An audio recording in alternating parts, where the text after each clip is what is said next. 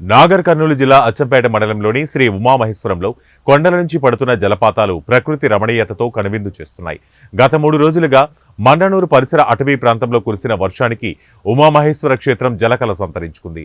ఈ క్రమంలో ఉమామహేశ్వర ఆలయం చుట్టూ కమ్ముకున్న కొండలపై 100 మీటర్ల ఎత్తు నుంచి వర్షపు నీరు ఆలయ పరిసరాల్లోకి జాలువారుతోంది. జలధారలతో భక్తులు, పర్యాటకులు పరవశించిపోతున్నారు.